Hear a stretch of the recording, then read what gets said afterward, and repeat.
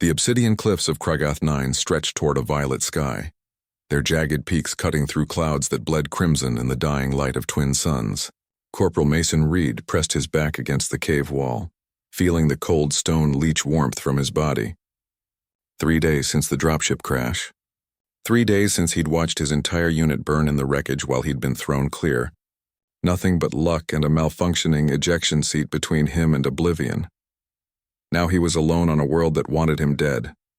The cave had seemed like salvation when he'd stumbled upon it that morning, exhausted and delirious from dehydration, deep enough to hide from the thermal hunting sky serpents, dry enough to keep the acid rain from eating through his combat suit. He'd collapsed inside, grateful for small mercies. That was before he'd heard the whimpering.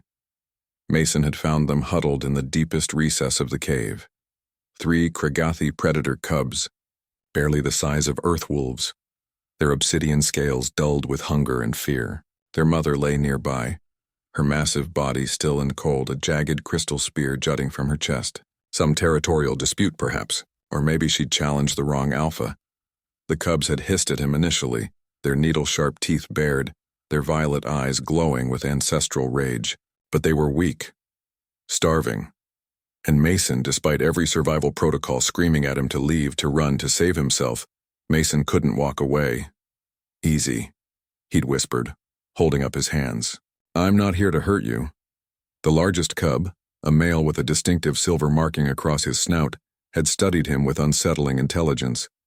Mason would later learn the Kragathi called this one Rin, a name that meant firstborn in their clicking guttural language. For hours, Mason had tried everything. He'd found water in a small underground stream and brought it to them in his helmet. They'd sniffed it suspiciously but drank nothing. He'd ventured outside during a brief respite in the rain, returning with the carcass of a 6-legged browser he'd managed to shoot. The cubs had looked at the raw meat with hollow eyes and turned away. They were dying, and Mason was helpless to stop it. As darkness fell and the temperature plummeted, Mason did the only thing he could think of. He gathered dried fungus from the cave walls, broken branches from the entrance where wind-gnarled trees clung to existence, and ancient bones that littered the floor. His hands shook as he struck his emergency fire starter once, twice, 3 times before the spark caught. Flame bloomed in the darkness. The reaction was immediate. All 3 cubs' heads snapped toward the fire, their eyes reflecting the dancing light. Their nostrils flared. For the first time since he'd found them, they moved with purpose, crawling closer to the warmth, transfixed. Mason understood then. Kragath 9's twin suns provided minimal heat. The planet's volcanic activity had died millennia ago. Fire was rare here, precious. Sacred, perhaps. These cubs had never seen flame before, but something deep in their genetic memory recognized it. Recognized what it meant. He took a piece of the browser meat and held it over the flames, watching it sizzle and pop. The aroma filled the cave. Charred protein rendered fat, the primal smell of cooked food that transcended species and worlds.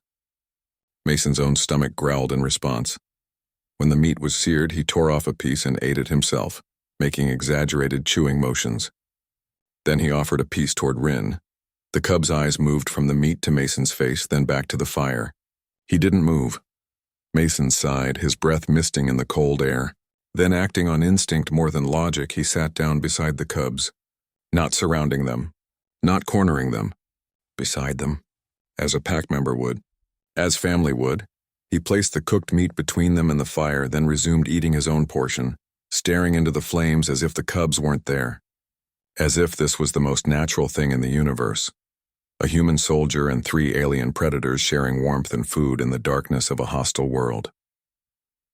Minutes passed. Then Rin moved. The cub crawled forward, his movements tentative, until he was pressed against Mason's side. The corporal froze, barely breathing. Rin's scales were cold against his combat suit, the cub's body trembling with exhaustion. Then the young predator reached out with a clawed hand and took the meat. He ate.